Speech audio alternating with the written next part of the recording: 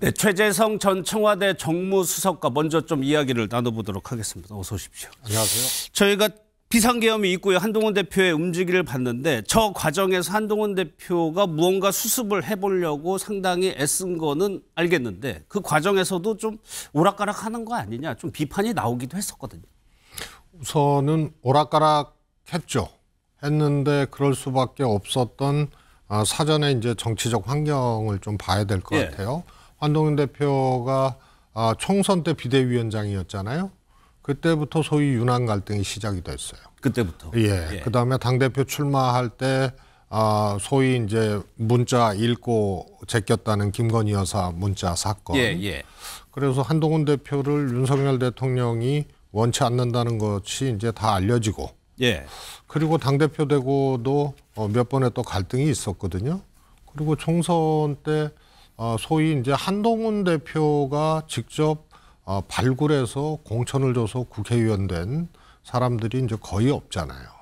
그러다 보니까 자기 세력이 없는데 윤한 갈등은 이제 점점 더 커지고 깊어지고 돌아올 수 없는 다리를 건넜다라는 말까지 나올 정도로 그랬단 말이죠. 그리고 특검 두고 또 충돌하고 김여사 문제 놓고 충돌하고 이런 거기 때문에 태생적인 한계를 스스로 이제 갖고 시작한 당대표라서 지금 이번에 계엄 탄핵 정국에서 스스로의 입장을 관철할 만한 아무런 이제 힘이 없었던 상태죠. 그러나 초기 계엄 선포하고 메시지는 아주 좋았죠.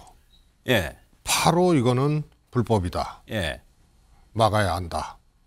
이렇게 했어요. 그래서 국민들의 시선하고 거의 궤를 같이 하는 메시지를 계엄 직후에 바로 내놓고 그리고 이게 대통령의 직무집행을 시급히 정지시켜야 된다.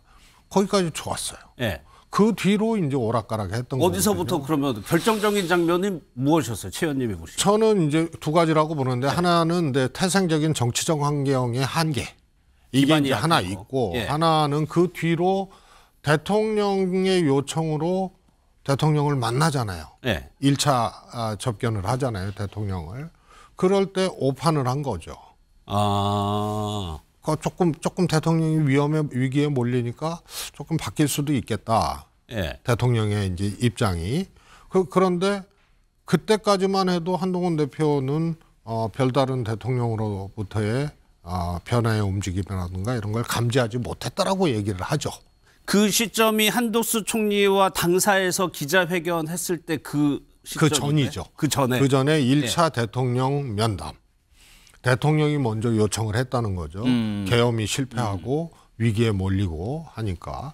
그런데 그 뒤로 그때도 한동훈 대표는 대통령 만나서 그랬다는 거 아니에요? 대통령이 오히려 왜 이게 계엄이 필요했던 건지 이런 걸 갖고 오히려 한동훈 까불지 말라고 이제 막 그런 식으로 얘기를 했다는 거 아니에요? 아무튼 그 다음에 두 번째 위기가 이제 점점 더 오고 국민들이 막 이게 여론이 비등하고 막 하니까 계엄도 실패했고 국회 의결로. 그러니까 그때 대리인들이 만났어요. 그렇죠. 밤에. 비서실장, 한동훈 대표 비서실장 박정아 의원. 그 다음에 윤석열 대통령도 잘 알고 한동훈도 잘 안다고 하는 주진우 의원님. 그 다음에 대통령실 해서 수습책이라고 만들어냈는데 이 정도의 사안은 직접 수습책을 만들어내지 않으면 대통령과 당대표가 직접 만들어내지 않으면 대리인들이 만드는 거는 그건 온도 차이나 주파수를 잘못 해석할 수가 있어요. 그리고 한동훈 대표가 뭘 했죠? 첫 번째 탄핵 의결 때 대통령이 모든 것을 당에 일임한다고 했잖아요. 그랬죠. 그러니까 한동훈 대표는 이것을 오독했다 그래야죠. 그러면서 소위 말해서 자신이 이것을 다 하는 것처럼 위임받은 것을 다 하는 것처럼 그렇게 얘기를 했단 말이에요. 대통령 만난 그다음에 이제 대통령이 오히려 네 번째 반대되는 입장이 나왔었죠. 세 번째 국민담화 하면서 계엄은 옳았다고 얘기를 하고 끝까지 이 자유민주 체제를 위해서 싸우겠다고 얘기를 하고 이러면서 이제 소위 말해서 대리인들이 만난 걸 가지고 오독을 하고 윤 대통령이 실제로 자신의 임기를 비롯해서 모든 것을 위임한 걸로 착각을 하고 예. 윤 대통령 그 담화에 제가 보기엔 일정 정도 속은 거죠.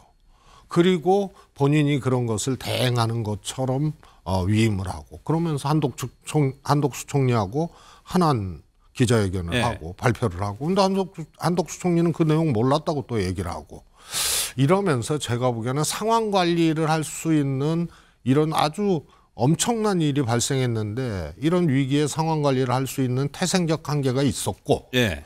그다음에 이 과정에서 오독하고 잘못 판단하고 이랬던 이제 정치력의 한계 예. 이런 것들이 같이 작동한 결과다 이렇게 봅니다. 알겠습니다.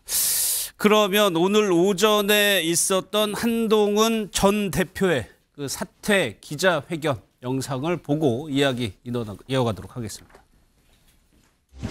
국민의힘 당 대표직을 내려놓습니다. 최고위원들의 사퇴로 최고위가 붕괴되어 더 이상 당 대표로서의 정상적인 임무 수행이 불가능해졌습니다. 이번 비상계엄 사태로 고통받으시는 모든 국민들께 진심으로 죄송합니다. 모두가 제가 부족한 탓입니다. 미안합니다. 어느 젊은 기자 한 분이 이번 탄핵 찬성을 후회하느냐고 물었습니다. 마음 아프신 지지자분들 생각하면 참 고통스럽지만 여전히 후회하지 않습니다.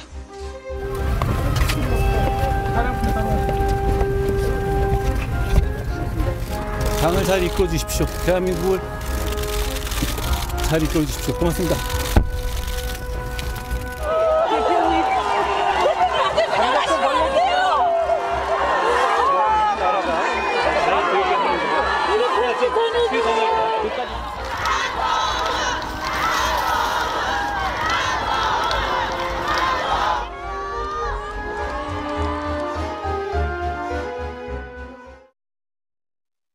오늘 오전의 모습을 영상으로 보셨는데 김성태 전 의원 오셨습니다. 저희가 지금 무슨 얘기를 하고 있었냐면 저렇게 결국 사퇴하기까지 결정적인 장면, 이유는 무엇이었는가를 좀 아무래도 이제 한동훈 대표의 리더십인데 결정적인 것은 이제 이번 2차 탄핵 소추안을 앞두고 원총회에서 이제 한 이야기가 이제 이 탄핵 그때 원내대표 선거할 때 그 공개적으로 공개됐던 그때 발언 말씀하셨죠? 그렇습니다. 예. 그때 이제 탄핵 소추가 이루어지고 난 이후에 원총회에서 내가 비상계엄을 선포했습니까? 내가 탄핵 찬성안에 또 표결을 했습니까? 뭐 이런 식의 그게 결정적이었어요. 그러니까 그때 그 이후로 의원들이 이 사람하고는 같이 갈 수가 없다. 그러니까 이제 근데 말 자체는 사실관계가 틀리거나 이러진 않았는데 그게 왜 의원들의 마음을 그러니까 이제 돌리겠을까요? 지금까지 한동훈 대표의 이제 그런 리더십이라는 것은 나는 법과 원칙에 상당히 원칙주의자적인 입장을 유지하면서 이렇게 이제 당을 이끌어갔는데 여기는 이제 검찰의 영역이 아니고 분명히 정치의 영역이거든. 정치라는 것은 특히 집권당의 면모를 갖추기 위해서는 국민들의 쓴 목소리도 들어야 되지만은 또 집권당의 애안과 고충을 가지고 쉽게 말하면 윤석열 대통령 국가 운영에 대한 실질적인 정치적 책임은 당이 지는 거거든요. 그러니까 그런 부분에 대해서 좀 인식이 있어야 되는데 나는 당 대표로서 이렇게 그동안 다운 당규 잘 지키면서 또 지난 비대위 시절부터 나는 총선 잘 치르려고 김건희 여사 국민 눈높이에서 맞춰서 그때 뭐 이티올백 사건 관련해서도 그런 입장이 있어야 되는 것이고 국민 눈높이에 사과해야 되는 이런 걸로 인해 가지고 대통령하고 크게 충돌이 이어졌지 않습니까? 막 그럴 때마다 원칙적인 그러니까 정치인이 되지를 못한 게 가장 큰 패착의 원인이죠. 잠깐 저 내용 소개해드리겠습니다. 권성동 원내대표고 이제 권한 대행이 됐죠. 이재명 대표와 18일 오후 2시에 만나기로 했습니다. 지금 뭐 협의체를 두고 여야 간 의견이 있기 때문에 그 부분도 좀 조정을 해야 됐고 두 사람이 할 얘기가 좀 많을 것 같습니다. 리더십 말씀해 주셨는데 그 이유가 정치인이 그러니까 제가 조금 전에 말씀을 좀 마무리 지으면은 윤석열 대통령께서도 검찰 조직의 오랜 그 상맥 하복 문화에 일들이지 모르요. 밑에 있을 때는 몰랐는데 이제 중앙지검장이나 검찰총장 되고 나면은 내 지시에서 검찰 조직이 다 움직여지고 또 기소 여부까지 중요한 결정이 된단 말이에요. 한동훈 대표도 마찬가지예요. 그러니까 내가 당 대표인데 내가 뭐 또 입장을 밝혔으면 그게 당론이 돼야 되는 것이고 항상 좀 그런 입장이었어요. 그러다 보니까 자신을 따르는 흔히 말하는 친한계 인사들마저도 이거 이런 식의 당대표 소통 리더십은 이건 문제가 있는 거다. 여기에 이번 특히 탄핵 정부에서 결정적으로 이제 드러나고 있는 거죠. 제가 그 부분을 말씀드리려고 했는데 당 장악은 그렇다 치더라도 이른바 친한으로 불리우는 의원들조차도 먼저 사퇴 의사를 밝혔다. 이거는 그래서 이른바 개파의 장악력도 좀 떨어진 것 아니냐는 지적이거든요.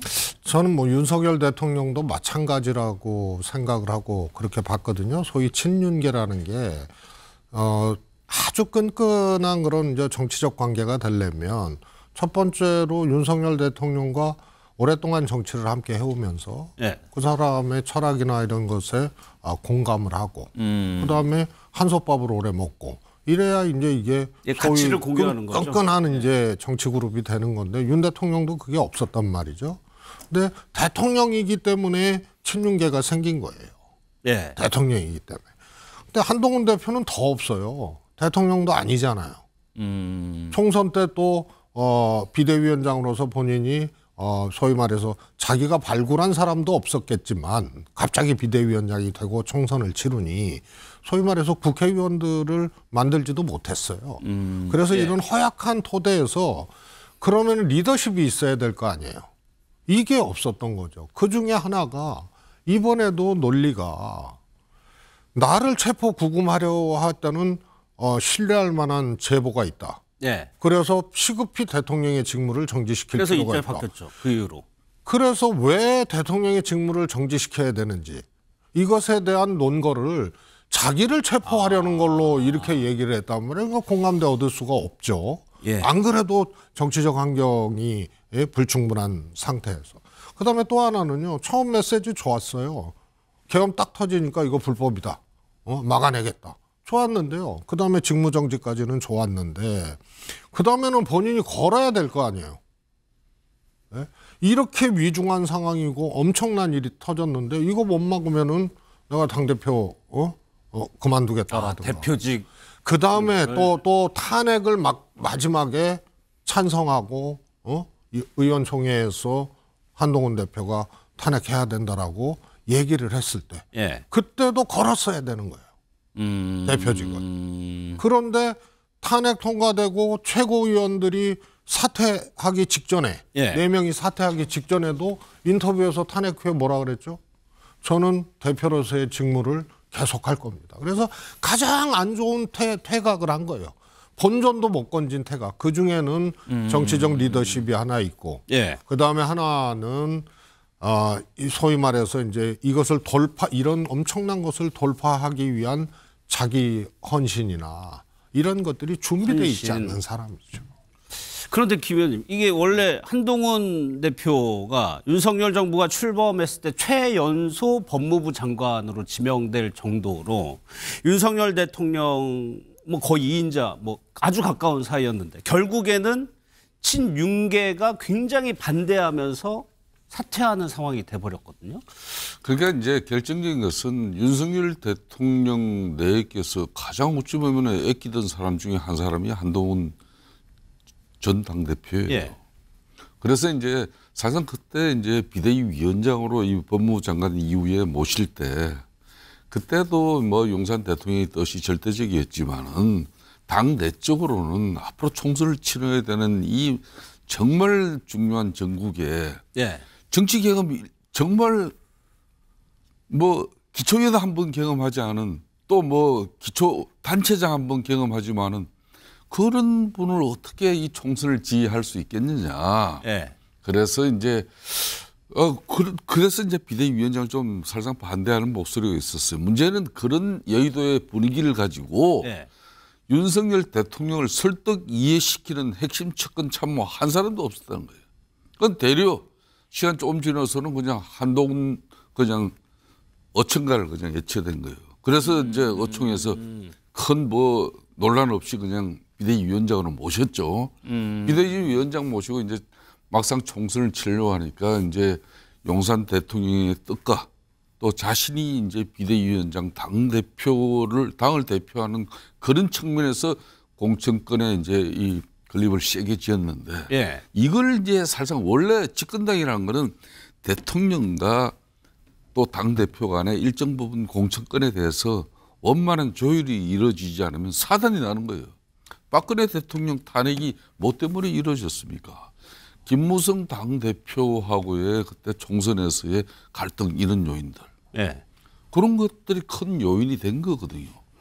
그러니까 지난 4월 총선에서도 한동훈 대표 입장에서는 자기가 비대위원장으로서 공정한 공천이 이루어지고 그런 측면에서 또 비대위원들까지 이렇게 순번을 정해져 가지고 해야 되는데 이게 흔히 말하는 이제 용산의 윤심을 대변한 이철규 의원 뭐 이런 사람들이 여러 행태로 부딪혔잖아요. 예. 그때부터 이제 사단이 나기 시작했죠. 그렇게 하고 처음에 이제 제가 이를 초로 알고 있습니다. 그때 이관섭 비서실장이 한동훈 그때 비대위원장의 사퇴를 공식적으로 대통령이 뜻이다 그러고 요구를 했잖아요. 그렇죠. 그때서부터 두 사람은 거의 돌아올 수 없는 그런 갈등의 그런 씨앗이 너무나 가슴 깊게 다들 뿌리를 내리고 있어서 그걸 해소하지 못했던 겁니다. 결론은 특히 원외 당대표로서 의원들을 통솔해 나갈 수 있는 그런 상당히 어려운 지위잖아요. 예. 그럴수록 더 많은 의원들과 소통하고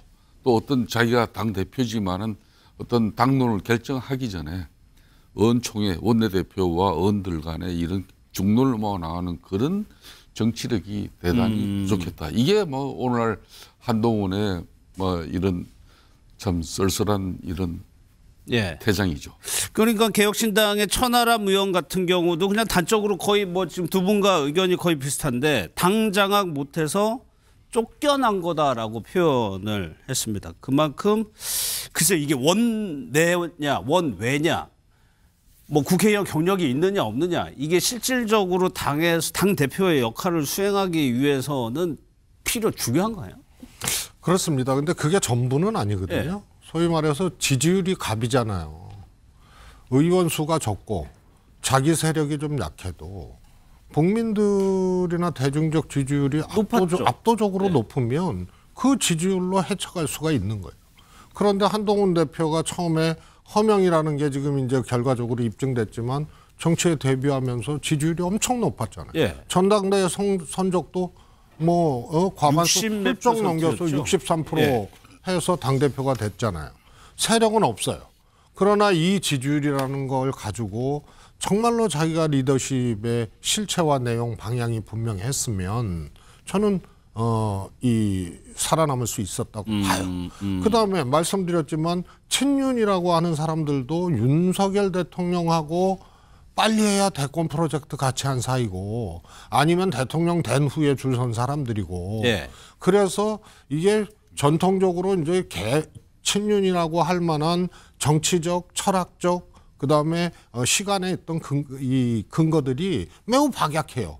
그러면 당대표가 됐고 지지율이 높고 그랬으면 이걸 가지고 충분히 자기 사람 만들 수도 있고 설득력 있게 또 이렇게 관리를 해나갈 수가 있었는데 이것도 예. 실패하고 몇 안 되는 자신 친한계라고 하는 사람들에 대한 당대표로서의 뭐라 그럴까요? 리더십 예. 이런 것도 인정받지 못했던 그래서 상대도 공략 못하고 스스로도 지키지 못하고 지지율은 그 사이에 리더십이 부재하니까 국민들이 눈치채고 지지율은 또 떨어지고 그래서 이번에 탄핵 전국에서도 한동훈 대표는 그동안 리더십이라든가 정치적인 지형이 매우 불안했던 예. 이런 한계도 있었지만은 분명히 자기 논거를 분명히 해서 의원들을 차분하게 설득을 하고 그리고 대중 지지율을 택했어야 돼요.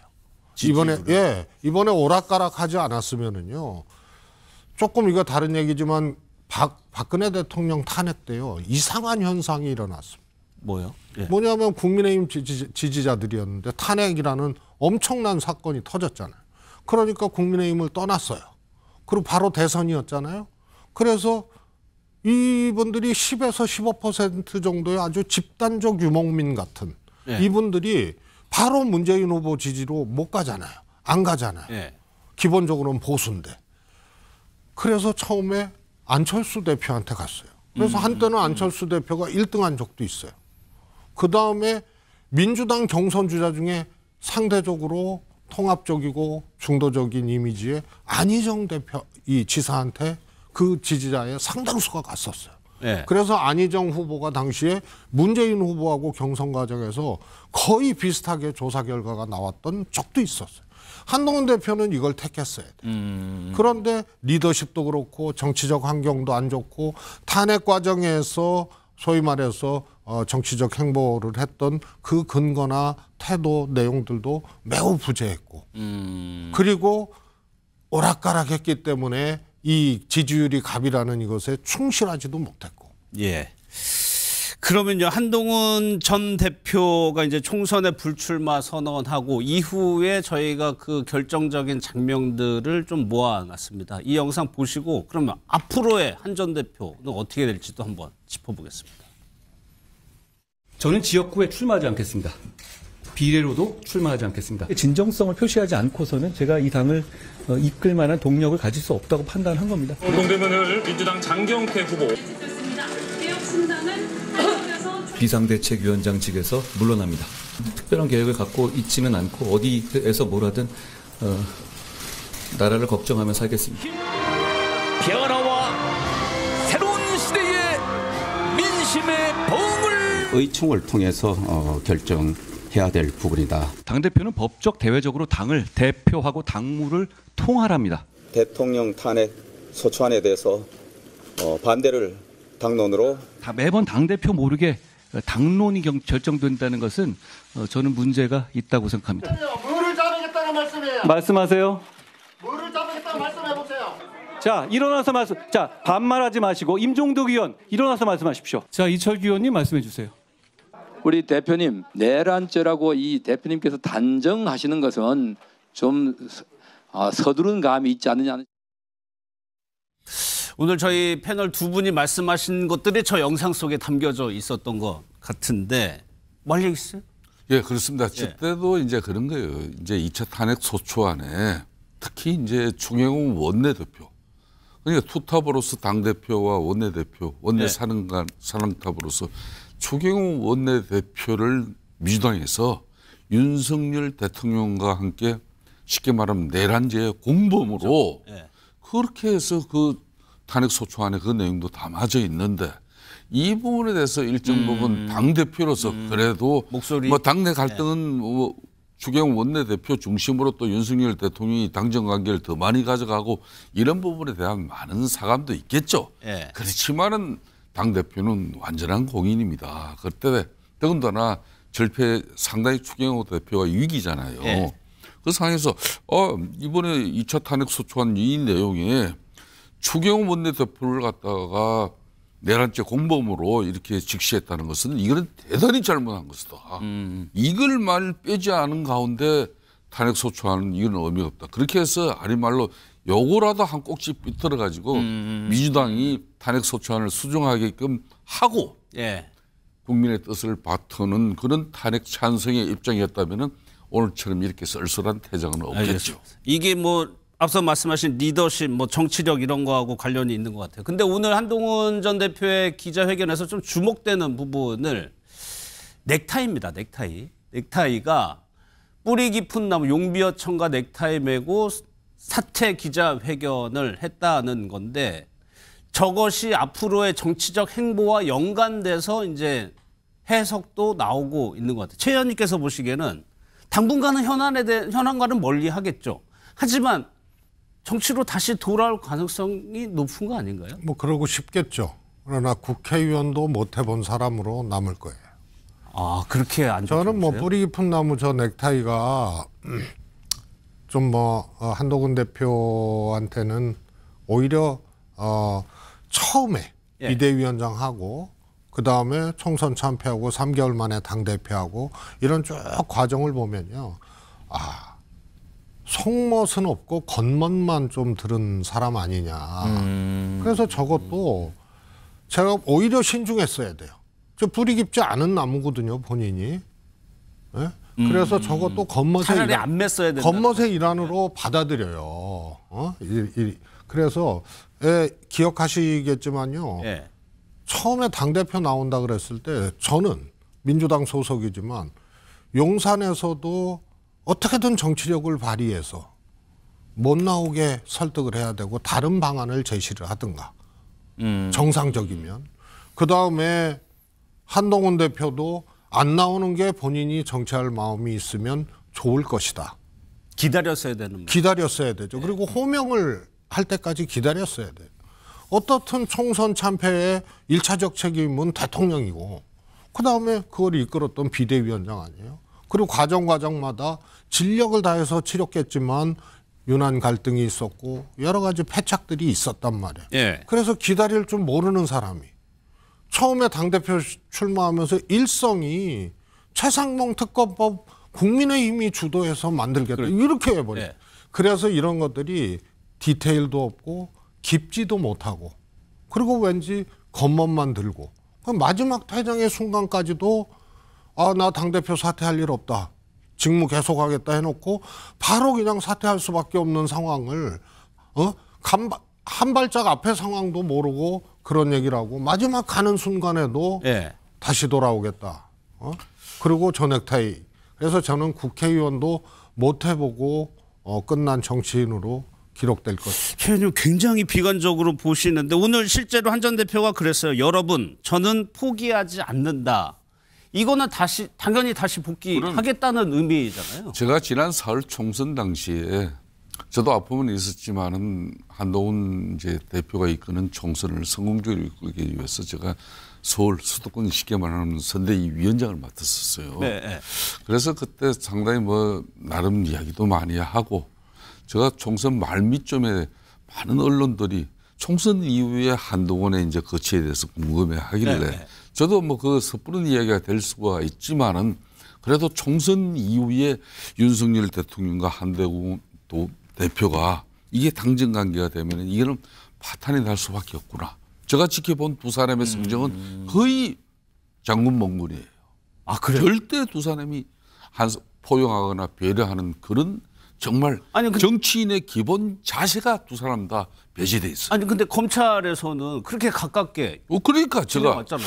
그래서 제가 그때도 총선 일주일인가 앞두고 총선 한동훈 지금 현재 비대위원장의 역할은 이번 총선까지 해야 된다. 우리 당으로서도 좋은 자원으로서 앞으로 이 정치적 학습을 위해서 자신만의 시간을 좀 가져주라. 그게 본인한테 앞으로 큰 도움이 될 것이다. 내가 그랬거든요. 근데 이분이 그걸 또 참지 못하고 그대로 당대표 또 직행을 해버린 거 아닙니까? 그리고 이제 실질적으로 이제 윤석열 대통령을 꺾어버리겠다. 내가 정치적으로. 그래서 성공을 했죠. 이제 그런 측면에서 이제 이게 불행인데. 거기서 한테 쳤어야 되는 거죠. 그렇습니다. 이 참 대중 정치인이 되기 위해서는 오랜 검사로서의 그 때를 벗는 시간이 필요해요.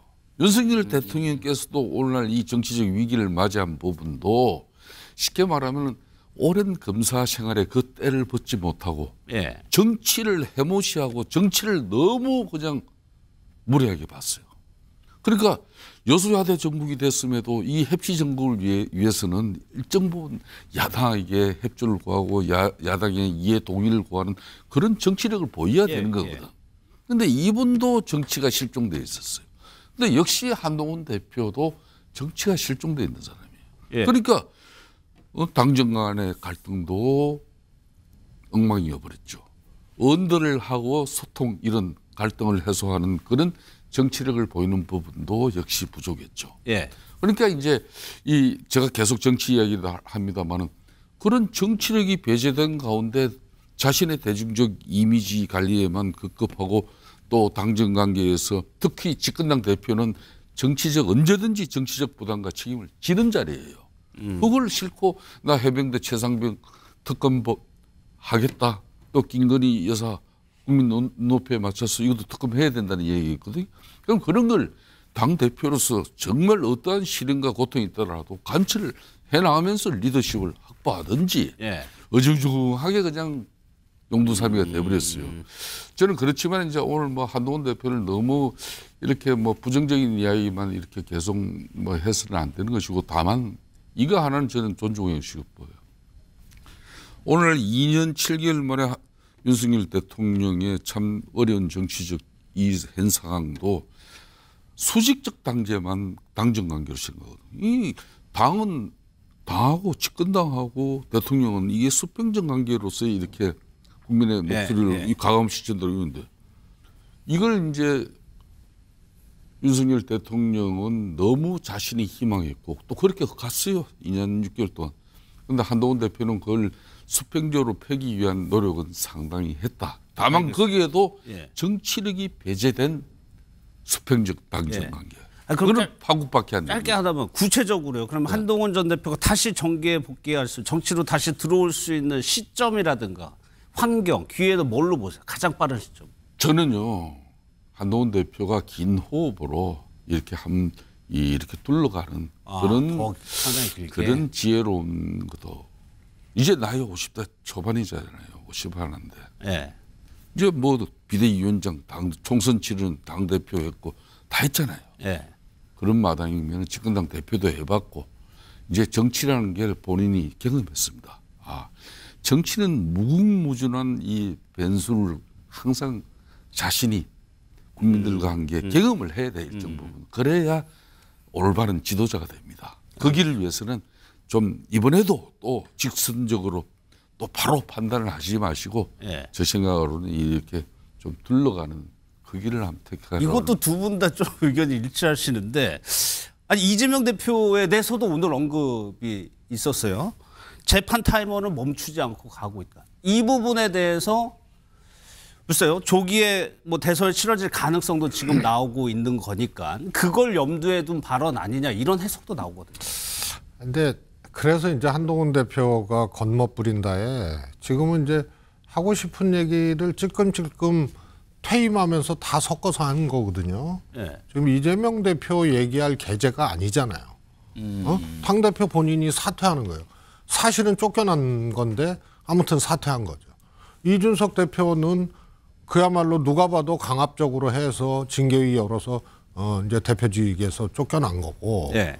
그다음에 김기현 대표처럼 용산에서 사인 줘서 너 관둬라 해서 관두게 된 경우가 있고. 근데 지금 사태가 어정쩡해요. 그것도 계엄이라는 초유의 상황. 이 속에서 탄핵 가결된 후에 이제 사퇴를 한 건데 그러면 본인 사퇴에 변만해야 돼요. 그러니까 이재명 대표 부분에 대한 시시비비를 떠나서 그런데 이 메시지를 막 섞어버려요. 또 이 대표. 이게 이제 미련이죠. 이거라도 하나 지적하고 가야 된다. 그래서 찔끔찔끔 또 메시지를 섞어버리는 거죠. 그래서 저는 복귀할 수 있는 가능성은 몇 가지가 있어야 되잖아요. 지지율이 있거나 세력이 있거나 그다음에 대안이 없거나. 그래서 호명당하는 수밖에 없거든요. 한동훈 대표는 이제. 그런데 호명당할 리가 없어요. 이번에 마무리를 이번에 이 사퇴를 하면서 초유의 사퇴. 계엄 탄핵이라는 초유의 사태에서 쫓겨난 거기 때문에 호명당할 일이 없는 거예요. 그래서 저는 매우 암울하게 보고요. 이재명 대표 마지막에 거론한 거는 퇴각하면서 아직 이 정치를 포기하지 않은 그 욕망 이런 것이 이재명 대표를 재판 문제를 지적하는 메시지로 그렇게 찔끔찔끔 꼽아는 거다 이렇게 해석하고 싶어요. 알겠습니다. 그러면 앞으로의 국민의힘 내부는 어떻게 흘러가는지도 한번 살펴볼 텐데 영상 먼저 좀 보도록 하겠습니다.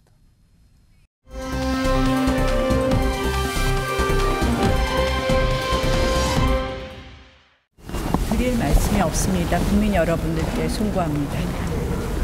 정말 책임감을 느끼고 국민 여러분들께 정말 죄송하다는 말씀도 드리고 싶습니다. 많은 반란표가 나왔다는 사실에 정말로 절망감을 느낍니다.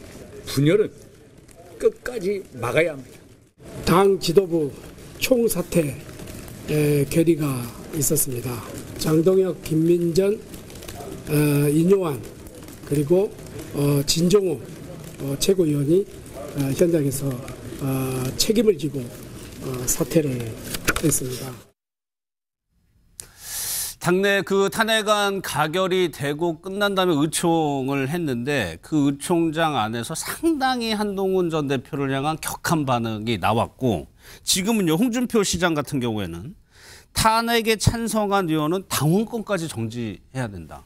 지금 저기 보면은 뭐 최고 의원들의 직후 의원총회에서 나온 발언들 굉장히 친한계에 대해서 격앙된 반응이 나오고 있거든요. 사실상 이제 한동훈 대표의 비서실장 박정아 의원이 그 의원총회에서 격앙된 의원들이 당대표 오라 그래라. 오라고 그래라. 자기도 이제 쉽게 말하면 모시고 오기가 불편하니까 그 자리에서 나 비서실장 사퇴한다. 그리고 심지어 물병까지 날아간 상황이었어요. 그래서 이제 권성동 원내대표가 직접 가서 한동훈 대표를 설득해서 그 의총장에 모신 겁니다. 아, 그 과정이 그렇게 됐나요? 그렇습니다. 거기서 이제 내가 뭐 계엄을 했나요? 내가 뭐 탄핵 찬성을 뭐 했나요? 뭐 이런 식으로 불을 지른 거죠. 저는 이제 한동훈 대표의 참 이게 이제 질서 있는 퇴진을 이제 윤석열 대통령이 비상계엄을 이렇게 선포하고 정말 위헌위법적인 그런 판단을 국민들과 바로 계엄 해제를 통해서 아까 최서승 수석께서도 이야기했지만 거기까지는 그래도 소신 있는 정치인이었어요. 그 다음에 그러면은 지난 2016년 박근혜 대통령 탄핵을 경험한 집권당 보수정당으로서 또다시 우리가 뽑은 우리가 또 만든 대통령을 탄핵한다는 것은 트라우마를 떠나가지고 상당히 자존심도 그렇지 않은 그런 부분이 의원들이 있었어요. 그렇다면은 질서 있는 퇴진을 하자. 그래서 TF까지 만들었잖아요. 그래서 이양수 위원장이 2월 퇴진 4월 대선 또 3월 퇴진 5월 대선 이 안을 가지고 또 흘려봤잖아요. 자, 그러면 그때 한동훈 대표는 추경호 원내대표와 또 중진 의원들 그 많은 흔히 말하는 윤석열 대통령 측근 인사들을 설득해서 우리가 대통령을 설득하자. 대통령이 질서 있게 퇴진을 함으로써 국정 공백이나 혼란을 우리가 막아내는 그런 집권당의 도리를 다하자. 그런 정치력을 리더십을 보여야 되는데 한동훈 대표는 그냥 한동훈 대표대로 판단해버리고 그렇게 또 본인이 그 TF 질서 있는 퇴진을 위해서 TF를 꾸려가지고 그 안을 만들어라 그랬으면 그걸 의원들하고 소통해가지고 대통령을 설득 이해시킬 수 있는 노력이 필요한데 제가 볼 때는 그 노력 제대로 안 했어요. 그렇기 때문에 저는 이제 우리가 이제 헌재에서 탄핵 소추안에 대한 인용이 될지 기각이 될지 뭐 대체적인 부분은 힘든 분위기 아닙니까? 그렇다고 해서 집권당인 국민의힘에서 바로 대선 준비를 하지 못합니다. 어떤 경우는 현재 결정이 나고 난 이후에 판단하지만 천하에 그래도 우리 국민들로부터 상식적으로 저런 사람 정도는 우리가 모셔도 그래도 조금 이해를 받지 않겠냐. 그런 측면이라면 그 대상에 한동훈 대표를 넣고 판단하기는 제가 볼 때는 당분간은 좀 어렵다. 그 이야기인 거죠. 어렵다. 그러면 이후에 여권 국민의힘의 상황은 아까 그 8년 전에 탄핵 트라우마 말씀을 하셨는데 그걸 한번 겪었어요. 겪은 이후에는 그러면 그때하고는 좀 달라질 거라고 보세요? 어떻게 진행이 될 거라고 보세요? 저는 이번에 이 윤석열 대통령을 뭐 벌거벗은 임금님이라고 많이 이렇게 빗대고 했잖아요. 이번에 국민의힘이요. 벌거벗은 여당이 됐어요. 이 수치, 국민들의 80%는 탄핵 찬성. 국민의힘 의원들의 80%는 탄핵 반대 표결을 했어요. 퍼센테이지로 그렇잖아요. 그러니까 절대 다수가 국민들은 탄핵해야 된다고 하고 그 동기도 그 이유도 불법적 반헌법적 계엄이잖아요. 엄청난 사건이거든요. 박근혜 대통령 때하고 또 다른 사안이에요. 예. 그래서 압도적인 국민 다수가 탄핵해야 된다. 근데 국민의힘 보니까요. 압도적인 다수가 탄핵 부결이에요. 반대예요. 예. 이 간극. 박근혜 대통령 탄핵 때는 반반이었어요. 탄핵 찬성 반. 그 당시 이제 국민의힘이. 그 다음에 탄핵 반대 반. 그런데 한쪽은 탈당해서 당을 만들었고, 예. 또 당에 남아있는 사람이 있었고. 근데 지금은요, 내가 보기엔 한동훈 대표 말은 맞잖아요. 국민들 80%가 불법 개혁, 반헌법적 개혁 탄핵해야 된다고 하니까 직무 정지시켜야 된다. 예. 이게 맞는 말이에요. 그런데 한동훈 대표는 쫓겨났고 탄핵 반대한 다수의 친윤 의원들을 중심으로 한 분들이 지금 당에 남고, 예. 권성동 비대위원, 원내대표란 말이에요. 직무대행 겸임이고. 예. 그러면은 이 당의 모습을 보고 국민들이 느끼는 간극이 더 커지기 때문에 저는 오늘부로 수권 불능 정당이 됐다고 봐요. 그리고 앞으로 전개되는 이야기들이 있잖아요. 예. 어떻게 보면 한동훈 대표와 같은 소수자, 그러나 탄핵을 해야 된다는 것이 맞고, 이분들이 당의 어떻게 보면 승리자가 되고 점령군이 돼야 되는데 거꾸로 탄핵을 부결시키자고 하는 압도적인 다수의 사람들이 승리자가 되고, 당내에선 점령군이 돼버린 거예요. 대표를 그만두게 하고. 그러면 이 모습을 보고 앞으로 전개될 일은 뻔하거든요. 당장 뭐 탄핵 찬성자 징계해야 된다. 국민들 눈높이하고 완전 정반대로 가는 거죠. 여기에 대해서 짧게 얘기를 들어볼게요. 저는 뭐 최세선 수석께서 뭐 민주당 입장을 가지고 이제 뭐 이재명 대표가 곧 이제 뭐 다시 뭐 정치의 절대적인 기회를 맞이했다 생각하지만은 국민의힘이 지금 방식의 대통령 내란 수개 우두머리 혐의로 뭐 이미 수사 주체로부터 피의자 신분이 돼버렸고, 이런 가운데 또 국민의힘마저도 내란이 또 일어나 버리면 안 된다고 저는 보고 있습니다. 안 된다. 뼈를 깎는 자성과 성찰. 지난 2016년 한 번으로도 모자라서 또 이번에 또 그 상황을 맞이했거든요. 그러면 그때보다 더 독하게, 더 아프게, 정말 우리 자신들이 반신불루가 되더라도 국민들 앞에 용서를 구하는 그런 뼈저린 처절한 진정성을 가지고 이 당 또 보수 정치의 길, 또 우리가 대통령을 저렇게 만든 그 책임에 대해서 우리가 금방 잊어버려서는 안 돼요. 그러면 왜 윤석열 대통령이 저렇게 민심에 이반된 저런 국정 행위로서 아무리 이재명 대표 중심의 제1당 거대 의석 입법 권력을 가지고 장관 감사원장을 탄핵시키고 검사를 탄핵시키고 예산을 자기들 마음대로 날려버려서 정부 운영이 어렵게 만들었다 하더라도 이게 군을 동원한 이 정치적 위기를 극복하고자 했던 그런 부분에 대해서는 분명히 잘못된 거예요. 그러면 잘못된 만큼 그런 대통령을 제대로 저런 독단적인 국정 운영을 할 수밖에 없었던 그런 책임에는 수직적 당정 관계를 자처했던 국민의힘 이 정당이 한동안 국민에게 고개를 못 듭니다. 고개를 들려고 해서는 안 되죠. 그 위기를 극복할 수 있는 하나의 방법이 지금 나오는 상황에서는 비대위원장일 수 있잖아요. 그렇습니다. 지금은 그래서 한동훈 대표도 정말 뭐 당대표로서의 정치력을 발휘한 그런 리더십이 부재되어 있기 때문에 저를 오늘 쓸쓸한 퇴장을 했지 않습니까? 지금 권성동 지금 당대표 권한대행경 원내대표가 지금 비대위를 자기가 만든 거 아니잖아요. 앞으로 정말 과감하게 국민의힘 전체를 수술대 위에 올려놓고 정말 이거는 인정사정 없이 이 살리기 위한 집도일을 갖다가 정말 국민들이 납독하고 또 독한 사람 제대로 모셨다.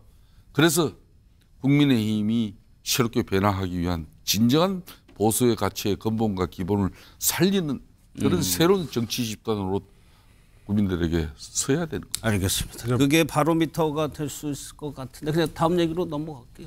말로는 그렇게 뭐 각오도 하고 뭐 하셔야겠지만 사실 이제 거의 운신하기 어려울 정도의 상황이 됐어요. 국민의힘은. 그게 아까 얘기한 국민들과의 간극이 더 커져버리고 예. 대통령은 탄핵됐는데 국민의힘은 탄핵을 반대한 정당이에요. 이거 어떻게 해결할 거예요? 그리고 승자와 점령군이 탄핵 반대했던 사람들이 승자와 점령군이 됐어요. 예. 앞으로 나는 대선 치르기도 어렵다고 봐요. 우선은 비대위원장을 누구로 하느냐를 놓고 이거 우선 잠룡이라 그래야 되나요? 예. 대권 주자들부터 누구를 선택해도 하든 그런데 이것을 통합하고 이것을 정리해 나갈 수 있는 능력이 안 되고 상황이 안 돼요. 그다음에 거꾸로 이렇게 생각해 보죠. 만약에 이번에 똘똘 뭉쳐서 국민의힘이 우리가 잘못했습니다. 대통령이 잘못했습니다. 탄핵해야 됩니다. 하고 똘똘 뭉쳐서 했다면 저는 오히려 기회가 올 수 있다고 봐요. 그리고 그거는 거꾸로 얘기하면 뭐냐. 완전히 오른쪽의 극우적 시각. 이것을 제거해버리는 계기가 되는 거죠. 알겠습니다. 예. 그런데 결과는 거꾸로 났잖아요. 예. 그래서 각성을 하고 뼈를 깎고 싶어도 상황이 그것을 용납치 않은 데까지 왔기 때문에 저는 박근혜 대통령 탄핵 때보다 훨씬 더 어려운 상황들을 자초를 했다고 봅니다. 예.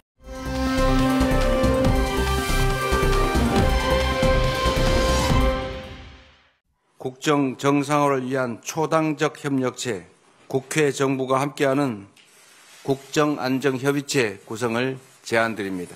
지금 상태로서는 이미 총리께서 직무대행으로 확정이 됐고 너무 많은 탄핵을 하게 되면 국정에 약간의 혼선을 초래할 수도 있겠다는 판단 때문에 일단은 탄핵 절차는 밟지 않기로 했습니다. 국민의힘, 여당, 야당 안 했으면 좋겠습니다. 여당은 사라졌죠. 야당도 없습니다. 국정 공백, 국정 혼란에 대한 국민적 불안감 높습니다. 그런데 국정협의체 어제 제안했고요. 국민의힘에서 거절하면서 당정협의로 하겠다라고 얘기를 했어요. 김성태 의원, 예. 지금 다 이재명 대표는 국민의힘 이제 여당 아니다. 권성동 우리가 여당이다. 라고 하고 있는 상황이거든요.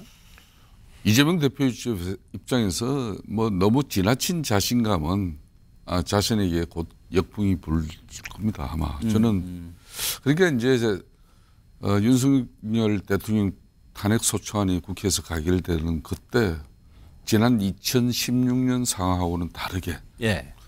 민주당 의원들이 다 고개 숙여 숙연해야 하고 예. 그리고 이재명 대표 입장에서도 상당히 국가와 국민을 걱정하는 그런 뭐 메시지를 내고 그래서 야 민주당이 진짜 바뀌는가 이렇게 생각했는데 요 근래 이렇게 하는 행위들을 보면은 특히 예. 그러면 윤석열 대통령이 탄핵이 이루어지고 나면은 당연히 이제 헌법과 법률에 의해서 국무총리가 대통령 권한 대행을 하는 것은 기정사실인데 그 권한 대행을 할 국무총리를 갖다 내란 공범으로 당신 우리들한테 협조 안 하면 앞으로 내란 공범으로 당신도 그냥 수사 받도록 할 거니까 앞으로 우리 협조해라. 그런 측면에서 이제 국민의힘은 집권 여당이 아니다. 네. 그 대신 뭐 빈곤하게 우리 야당도 없다. 그러고 제시한 게 이제 경제협의체로서 여정제 국정협의체 만들자 이 이야기. 경제라도 하자고 그랬죠 오늘. 그렇죠. 예. 여정 국정협의체에서 그러면은 이재명 대표 입장에서 지금 거국 내각이라든지 연정을 통해 가지고 정말 이참에 윤석열 대통령이 탄핵된 이 마당이 지나친 절대 권력 대통령 권력에도 문제 있지만 또 어느 특정 정당이 입법 권력을 한 손에 쥐고 이렇게 독단과 전횡을 일삼는 이것도 문제니까 예. 이참에 제도 개선을 하자. 권력 구조의 제도 개선을 하자. 그런 측면에서 이런 이야기를 하면 그거는 맞아요. 그건 아니고 오로지 그냥 국민들에게 자기는 이제 앞으로 있을 조기 대선에서 가장 안정적이고 준비된 대통령의 이미지만 연출을 하는 저 메시지는 저는 상당히 위험하다고. 위험하다. 최재성 의원님께 이렇게 여쭤볼게요. 어제 또 이재명 대표가 뭐라고 했냐면 방금 말씀하신 한덕수 권한대행에 대한 탄핵안을 일단은 추진하지 않겠다고 그랬어요. 일단은이라고. 이것이 어떤? 그건 마음에 안 들면 바로 또 탄핵 추진을 하겠다는 거 아니에요? 이게 어떤 의미입니까? 저는 우선요. 이재명 늪에 빠졌어요. 국민의힘이요? 그럼요. 이번에 탄핵을 반대했던 논거 중에 가장 큰 게 뭐예요? 이재명 대통령 되는 거 못 보겠다, 안 된다, 이거 아닙니까? 예. 그래서 국민은 계엄으로 초헌법적 상황, 반헌법적 상황에서 탄핵해야 된다라고 들끓고 있는데 그 반대 안 된다는 논리가 이재명 때문이에요. 그리고 아무튼 탄핵이 됐어요. 그래서 이재명 대표 여야정 협의체에 대해서 또 이재명이 뭐냐? 벌써 대통령 다 됐냐? 예. 대통령 놀이하냐? 근데 저 같으면요. 국민의힘에서 여야정 협의체를 먼저 제시를 했어야 된다고 봐요. 지금 권력이 무너졌잖아요. 대통령이 지금 정지 상태 아니에요. 그러면 여당도 여당 정지 상태예요. 위기예요. 여러 가지 어렵잖아요. 경제도 어렵고 국민들도 여전히 해결되지 않은 불안한 상황으로 보고 있는 거 아니에요. 예. 그러면은 여당에서 제가 보기에는 먼저 이 어려움을 여야정 협의체로 해서 의논해 나가자라고 얘기를 했으면 오히려 점수 따는 일이에요. 그런데 지금도 이재명 늪에 빠져서 그러면은 뭐가 남죠? 권성동 원내대표의 아직 여당은 우리다. 이 말만 남는 거예요. 그냥 나는 답답해요. 그게 최수승 말씀. 그래서 그래. 아니. 그래서 그래 너네 여당이다. 그래 너네 아직도 집권 여당이고 너네 아직도 권력이고 그래 이렇게 느껴지게 만드는 말이 남는 거예요. 네. 저는 이제 상당한 부분 뭐 우리 최수석의 말씀을 뭐 저는 상당히 일리 있고 또 일정 부분 저는 동의도 합니다. 지금 이 난국을 갖다 극복하게 나가기 위해서는 여야 구분을 그렇게 뭐 진영 논리로 또 가면 안 되는 거죠. 오로지 국가 국민을 보고 가야 되는 건데 저는 그런 측면에서 이제 우리 당도 그러니까 이제 정치를 복원해야 되는 게 가장 시급합니다. 정치 복원. 정치 복원이죠. 그래서 이재명 대표하고 권성동 원내대표하고 그렇죠. 18일 날 만난다는 게 만나는 거잖아요. 시작이 될 수도 있죠. 그러니까 이제 우리는 이제 투트랙을 걸어야 돼요. 당 내적으로는 또 당의 리더십도 확보해야 되고, 그건 이제 비대위로 되고, 그럼 어떤 비대위원장을 모실 것이냐, 그것도 이제 또 바쁘잖아요, 그죠? 예. 또 한편으로는 또 일정 부분 우리들만의 당정 관계를 통해서 대통령 탄핵 소추 이게 현재 판단이 나기를 이거 전유물로 생각해서는 안 되죠. 어차피 예. 한덕수 총리 권한 대통령 권한 대행은 아주 대통령 권한 대행으로서 정말 아주 소극적이고 예. 부분적인 아마 권한 대행만 할 거예요. 그런 차원에서 우리가 뭐 인사를 요구하겠습니까? 뭐 아닌 말로 또 김건희 여사 특검법 뭐 앞으로 여러 가지 그런 중요 법률에 대해서 거부권 행사해라 이런 식으로. 그러니까 민주당도 이제 아무리 제1당으로서 입법 권력을 손에 쥐고 있지만 예. 일방적인 입법 행위 이때는 자제해 줘야죠. 그래서 그런 걸 큰 틀에서 이제 정치를 복원시켜서 이제 합의를 해야죠. 그 주체로서 지금 현재 이재명 대표가 우리 권성동 원내대표 당대표 오늘부로 권한 대행까지 됐으니까 예. 인정해 주시고 그렇게 뭐 테이블에 앉는다 그러면 나는 이건 대단히 고맙다는 거죠. 알겠습니다. 요거 하나만 더 짚어보겠습니다. 두 분. 주진우 의원이요. 이재명 대표의 재판 지연 방지 탄원서를 제출을 했다고 하는데 글쎄요. 지금 이재명 뭐 헌재도 있습니다만 이재명 대표의 그 선거법 위반 뭐 633 원칙 규정이라고 해가지고 그게 이 규정대로만 가면은 뭐 내년 5월 뭐 이 얘기도 나오고 있습니다. 그래서 저 부분도 조기 대선이 치러진다면 상당한 변수가 될 거다라는 게 뭐 대체적인 분석인데 어떻게? 우선 이제 헌재 판결이 이제 두 가지가 있잖아요. 633에서 3이 지켜지기는 어려워요. 1심, 2심은 뭐 지켜지는 경우가 있는데 대법 최종심은 3개월 지켜지는 경우가 거의 없습니다. 그런데 그거를 얘기를 한다. 이것도 이재명 늪에 빠진 거예요. 기승전 이재명이에요. 그러니까 거기에는 능력도 돌파구도 해결책도 그 정당에는 안 보이는 거죠. 그다음에요. 또 하나는 이제 탄핵 일정들이 있잖아요. 예. 헌재 일정들이. 그러면 적어도 633 전에 탄핵이 끝나면 안 돼요. 예. 그렇잖아요. 대선 일정이 나오면 안 된다 이거예요. 물론 아직 장담할 수는 없지만 예. 빠르면 5월, 아니면 6월 아닙니까? 그래서 저것이 다 지켜져도 대선하고 이 633 끝나는 마지막 최종심하고 대통령 후보 뽑는 예. 그 결과하고 거의 같은 시기에 나와야 된다는 얘기예요.